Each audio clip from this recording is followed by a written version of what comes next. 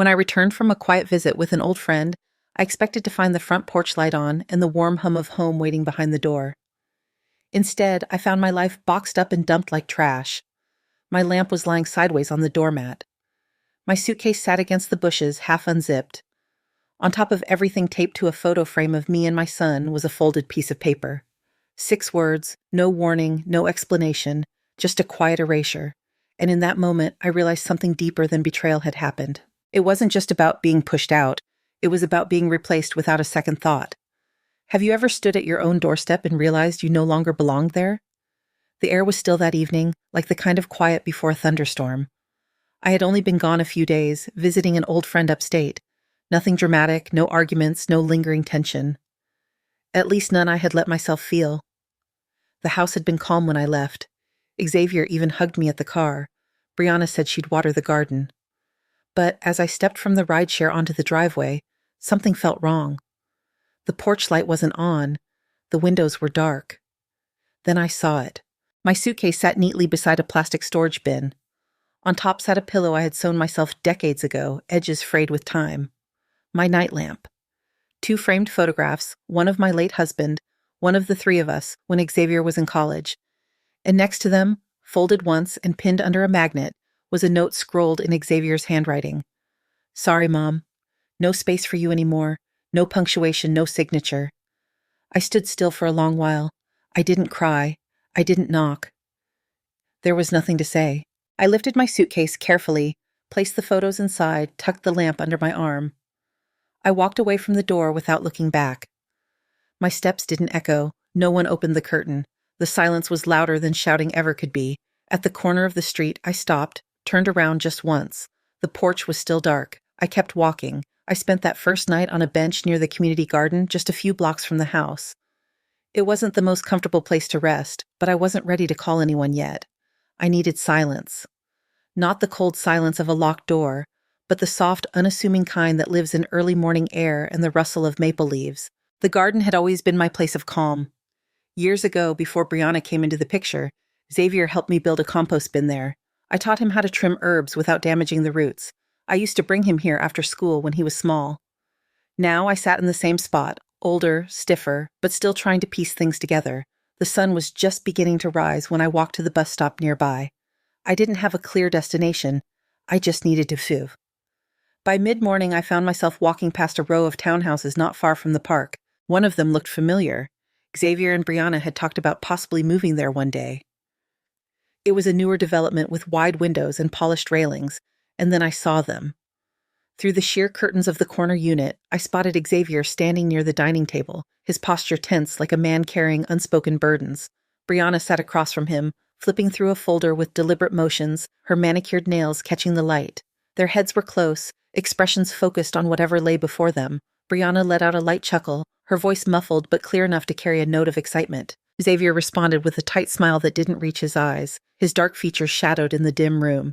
She held something up, a real estate brochure from what I could tell, featuring a sleek kitchen with glossy white countertops and modern fixtures. She pointed at it enthusiastically, tracing lines with her finger as if mapping out their future.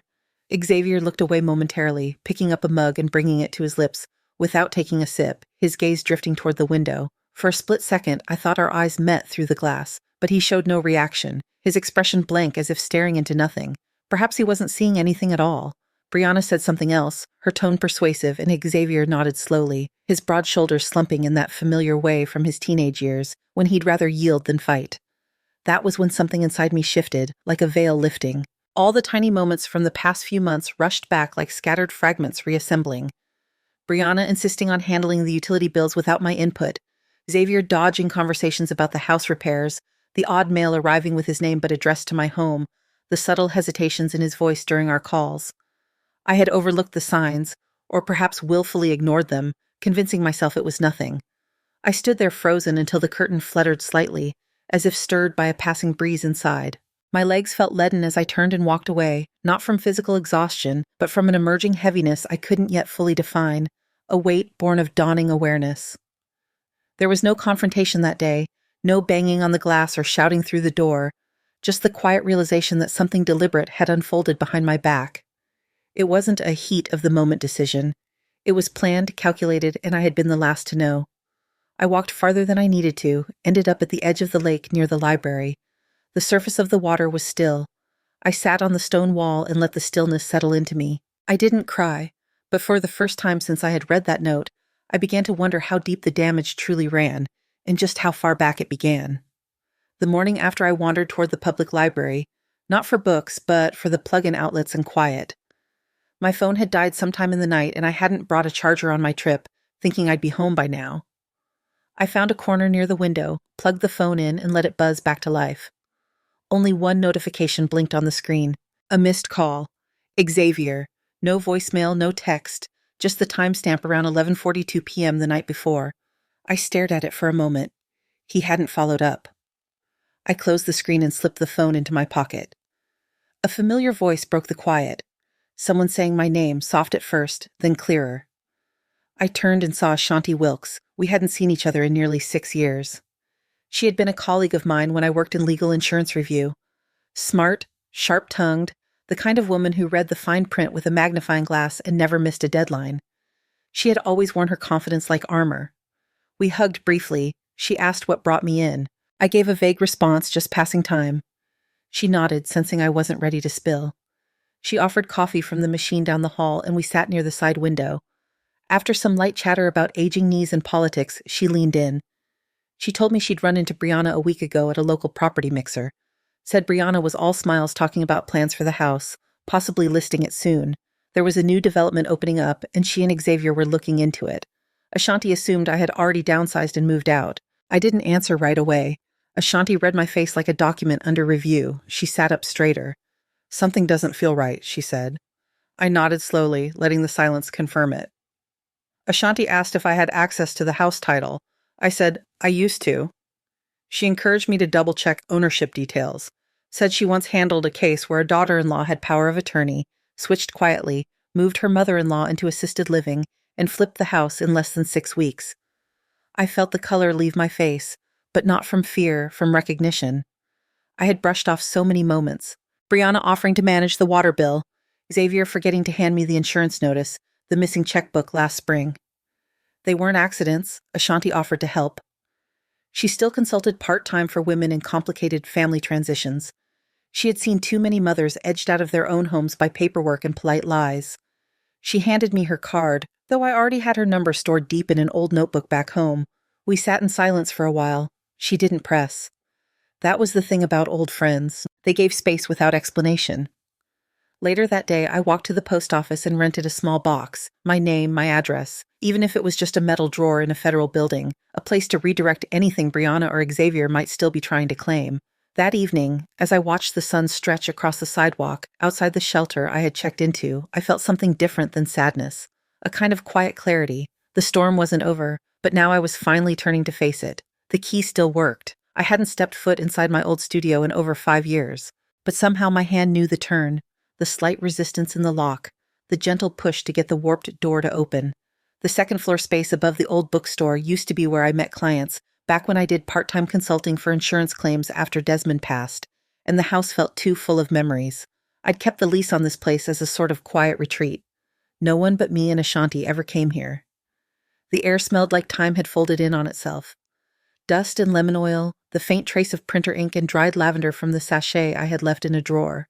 I walked slowly, touching the edge of the bookshelf, running my fingers along the old desk I once used to sort policy paperwork and pension forms for widows who had no one else to help them. In the back cabinet, beneath a stack of manila folders and a faded holiday mug, I found what I needed. The original deed, the notarized copy of the title, all of it still in my name. Xavier's wasn't mentioned anywhere, not even as a beneficiary.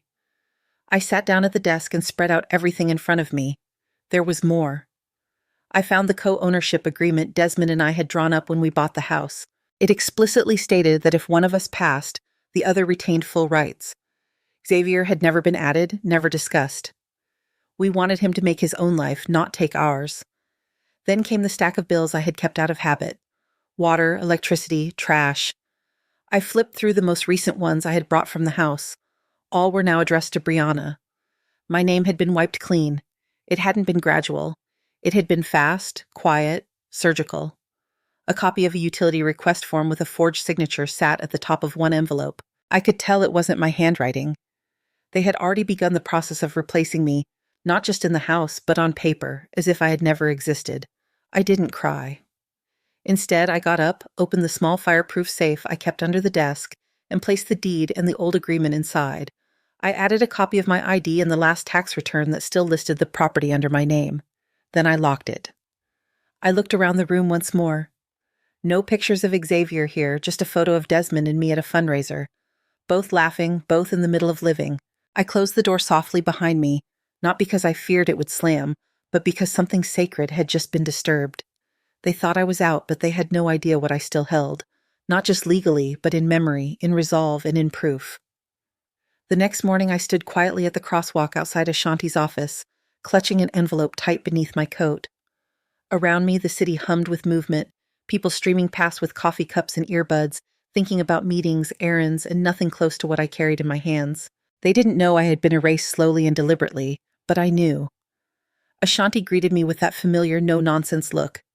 Her office still smelled like lavender oil and copier paper exactly as I remembered.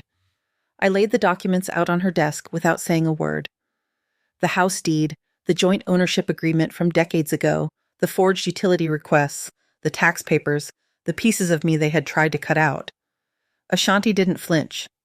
She skimmed every page, slowly flipping back twice, then leaned back in her chair. "This is no mistake, Giante," she said. "They're laying groundwork to remove you, and I think they know you won't fight back." Her words didn't sting. They just settled into a space that had been empty for a long time. A space where I had once been someone who acted, who calculated risk, who spoke with certainty. She picked up her phone and called in a favor. Within minutes, she had a name, Imani Sterling, a retired estate attorney who used to specialize in asset protection for older women. According to Ashanti, she didn't just read contracts, she read people. 2 days later, I stood on the porch of Imani's home office. The house was small, tidy, and quiet. A white wooden swing swayed in the breeze, and the curtains in the front window shifted like someone had just walked past them. Imani greeted me with a calm nod and led me inside. She was older than me, maybe by 5 years, with short silver hair and a presence that didn't need to fill space to command it. I handed her everything. She read slowly. Her eyes moved like a surgeon's hands. When she was done, she folded her fingers and said evenly, "None of this changes the fact that you're still the sole legal owner. The utilities being moved, the mail redirect, the digital address change, it's circumstantial. It's not lawful transfer. But if they attempt to use it to leverage a sale or a refinance, that becomes fraud." I nodded, feeling the heat return to my cheeks. I hadn't even realized how cold I'd been. Imani walked me through the next steps. A formal cease and desist letter. Notification to the county clerk's office to flag any attempted transactions. Documentation filed with a soft restriction that would delay any unauthorized movement of title.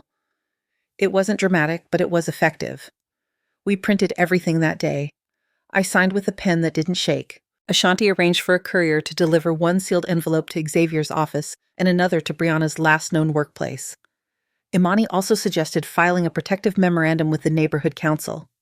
That step would alert local legal realtors and banks in the area that any claim on the house not coming from me was to be treated with caution. It wouldn't stop them outright, but it would slow them down. That afternoon, I stood in the hallway of Imani's office waiting for my ride. I glanced in the mirror hanging near her coat rack. I looked tired, but behind my eyes something new had settled. A steadiness, a line had been drawn. They hadn't taken everything. They had just taken my silence for granted, and that mistake they would come to regret. By the end of that week, every letter had been sent. One by courier to Xavier's law firm downtown, one to Brianna's office at the wellness clinic where she managed scheduling and finance. Another copy filed at the county office, flagged and sealed. I hadn't spoken a word to either of them since I left the house that morning with my suitcase. Then, on a quiet Wednesday afternoon, my phone started ringing. Xavier's name flashed across the screen. I let it ring out, then again, and again. No voicemails, no texts, just repeated calls spaced like he was hoping to catch me off guard. By the 6th attempt, a message finally came in from Brianna. It read short and sharp. "You didn't have to go this far."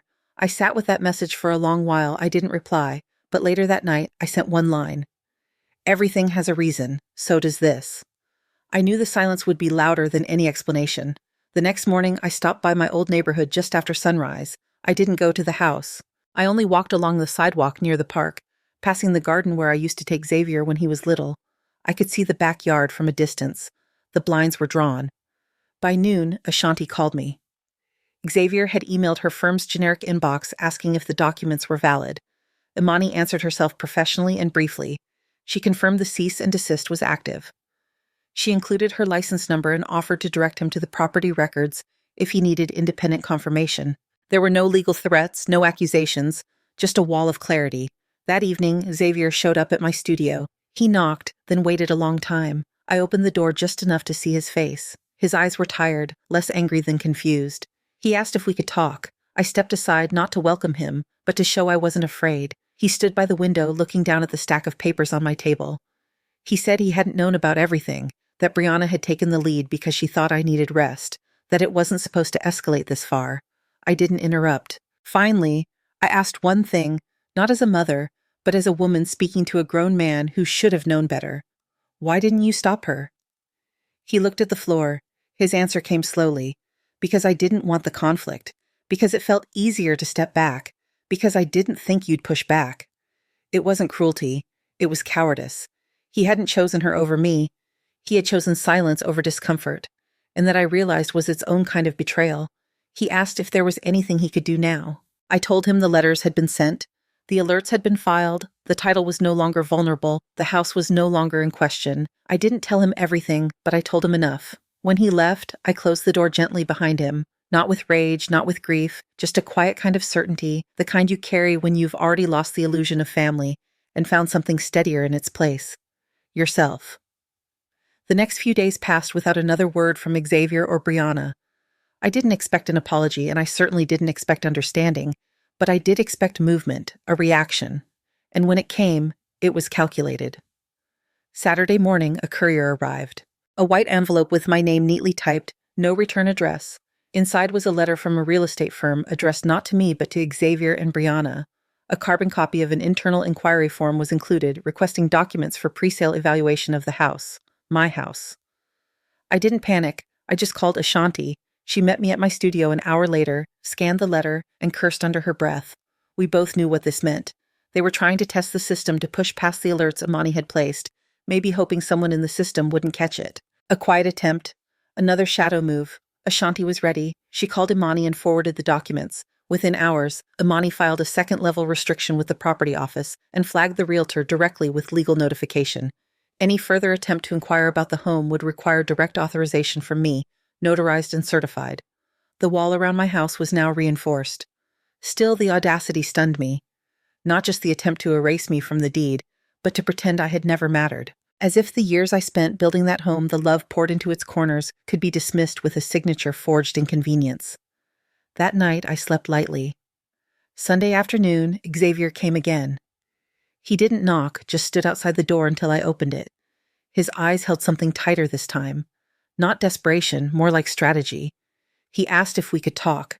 I nodded but didn't invite him inside. He stood on the porch. He said Brianna had made a mistake, that things had moved too fast, that she was scared I would retaliate, make everything public. He kept using words like misunderstanding, oversight, communication gap. I didn't say much. I let the silence work harder than any argument. Then I looked him in the eye and said what I had been holding in since this began. You knew. You always knew. And you let it happen because it benefited you. He didn't argue. He said he never wanted it to come to this, that he was tired, that standing between me and Brianna was impossible. That was the moment something inside me shifted for good, because I finally saw it clearly. He hadn't been manipulated. He hadn't been trapped. He had made a choice.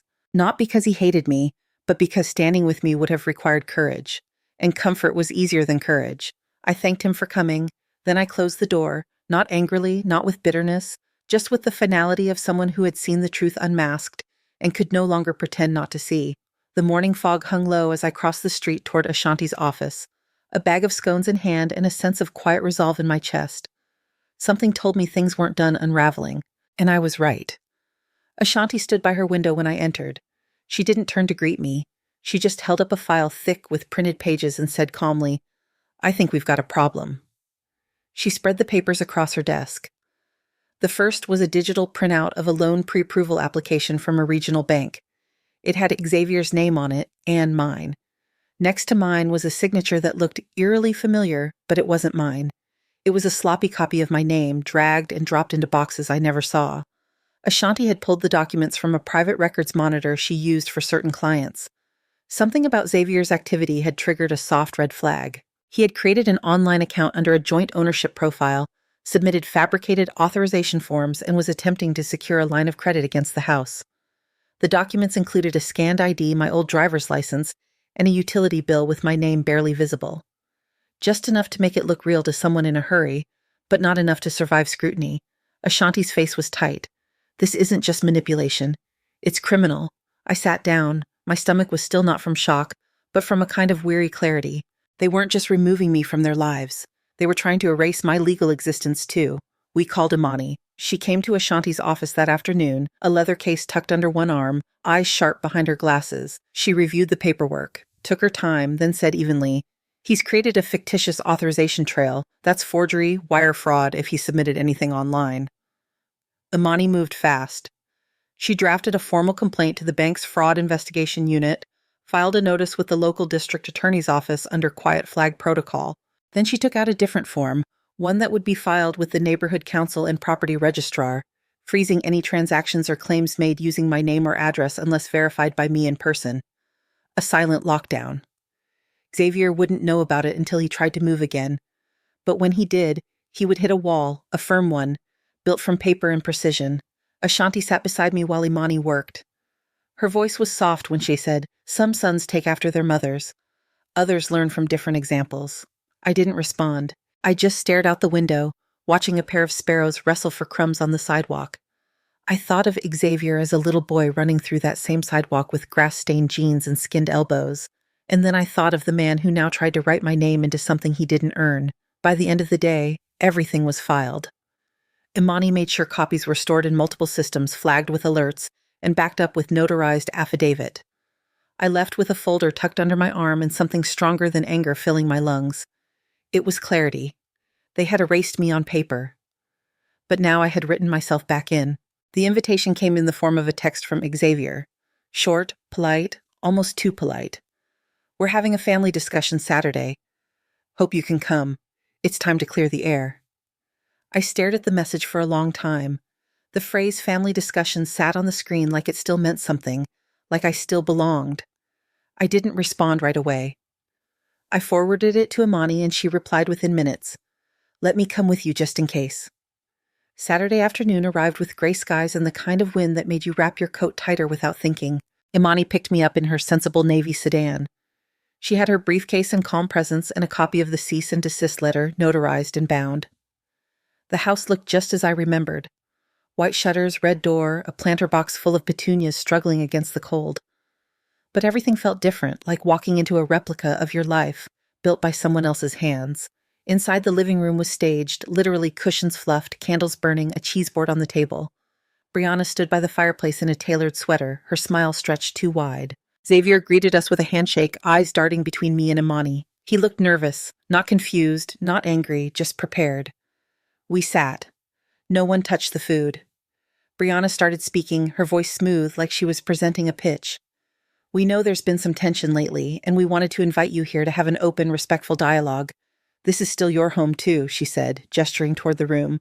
Imani reached into her briefcase and set down the letter. She didn't raise her voice. She didn't need to.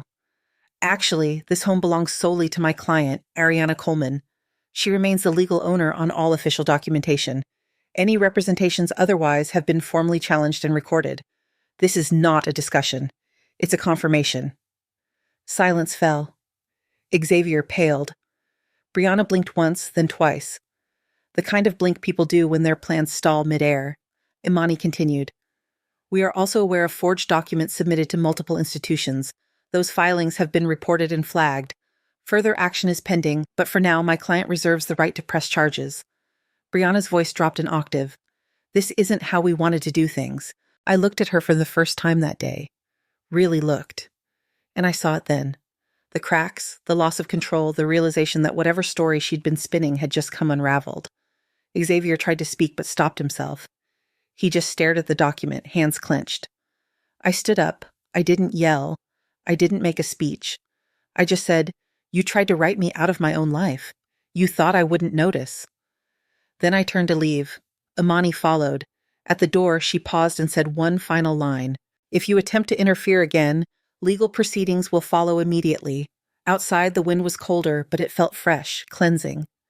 We didn't talk on the drive back. I didn't need to because in that silence something had shifted. They had wanted to bury me in paperwork, but I had shown them I was still standing. The next morning I packed a single overnight bag and walked into the old house one last time. I had the keys. I still held the deed, but ownership and belonging were never quite the same, were they? Brianna was in the kitchen washing dishes with unnecessary force. Xavier sat at the dining table, hands folded like a child waiting to be scolded. They didn't speak. I stood by the threshold for a moment, letting the silence draw its own boundary. Then I said it. "I'm selling the house." Brianna froze. Xavier looked up, lips parted but without a word. I continued. "Not for revenge, not to punish anyone, just because it's mine, and I no longer want to share my name with walls that have forgotten me." I placed a folder on the table. Inside was the listing agreement already signed. Imani had handled everything discreetly with the precision only a woman who's seen it all can carry. Xavier's voice cracked. "But where will you live?" I looked at him, not unkindly but without softness. "That's not your concern anymore." He blinked and looked down. Brianna didn't meet my eyes. I saw the tremble in her shoulders but offered no comfort. Comfort had been spent. All that remained was clarity. As I turned to leave, I paused. There was one last thing to say. The only thing that mattered. The sale proceeds will not be going into your pockets. I watched Brianna's posture stiffen. Xavier exhaled slowly. I continued. "I've transferred the full amount into a foundation, a fund for women over 60 who've been manipulated, discarded, or silenced by their own families. It will help them find legal support, housing, and dignity." I didn't raise my voice. I didn't flinch. "Ashanti will be the executive director. Imani has agreed to oversee compliance. This house built a family, but families fall apart when love becomes conditional. So, I'm letting it go. No threats, no arguments, just a simple fact. You made space by pushing me out. Now I'll make space for someone else who needs it." I didn't wait for a reply. I stepped outside, closed the door gently behind me, and walked down the path like it had never been mine. The sun had risen while I was inside. I hadn't noticed until then.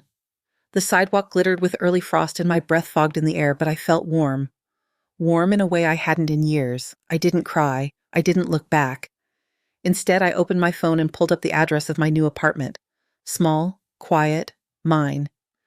Then I tapped send on the press release Imani had drafted. The foundation would go public that week.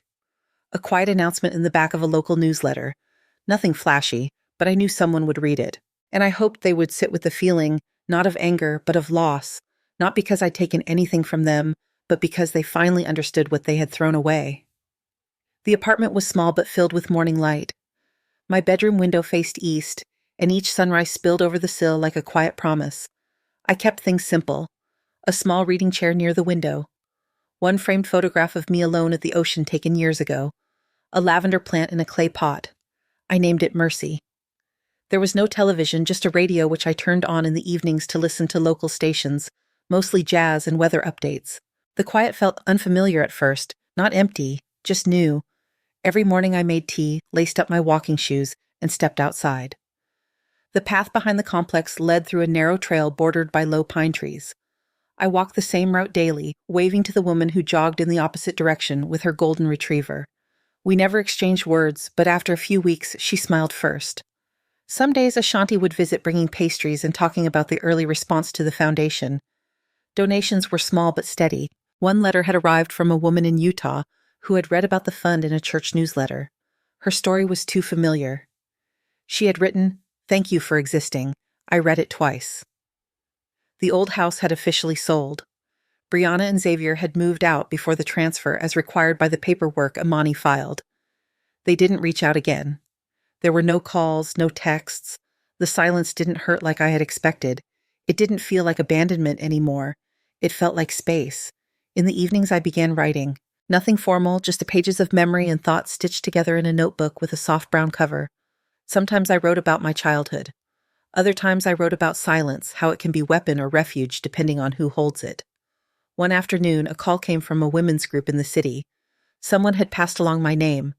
They were hosting a seminar on elder autonomy and wanted a speaker with lived experience. I said yes, without hesitation. That night I stood at the window looking out over the parking lot. The light from the street lamps drew long shadows across the asphalt. I didn't feel small. I didn't feel erased. I just felt present. There was peace in that. I turned off the light, slipped into bed, and let the silence wrap around me. Not to shut the world out, but to finally hear myself breathe. One afternoon, while rearranging the small storage cabinet under my desk, I found it again. The photo, the one from Xavier's college graduation. Everyone was there. Xavier, Brianna, even my sister-in-law from Nebraska. The frame had always been too large for the photo, so I used to keep a pressed daisy in the corner behind the glass. But what caught me this time was the edge of the image. I hadn't noticed before, or maybe I had refused to. Someone had trimmed the photo. My face had been cut out cleanly, not torn, not crumpled, just surgically removed like I had never stood there beside them. I stared at it for a long while, not out of shock, not even sadness, just recognition. I didn't cry. I didn't throw it away. I simply removed the picture, placed it in a cloth pouch, and tucked it into a wooden box I kept at the back of my closet. Inside that box were old keys, a ribbon from my son's 5th grade spelling bee, and a birthday card signed only by Xavier's child. No mention of Grandma, just a crayon drawing of a balloon. I closed the box gently. No anger, no grief, just stillness. People think healing is loud, that it arrives like thunder. But sometimes it moves like breath, barely there, quiet and slow. But when it arrives, it changes everything. I never erased Xavier or Brianna from my memory. I simply chose not to center my life around people who had edited me out of theirs. There's strength in letting go. Not for revenge, not for pride, but for clarity, for peace. That spring, I planted new lavender on the windowsill. It bloomed unevenly, crooked toward the sun, but it grew.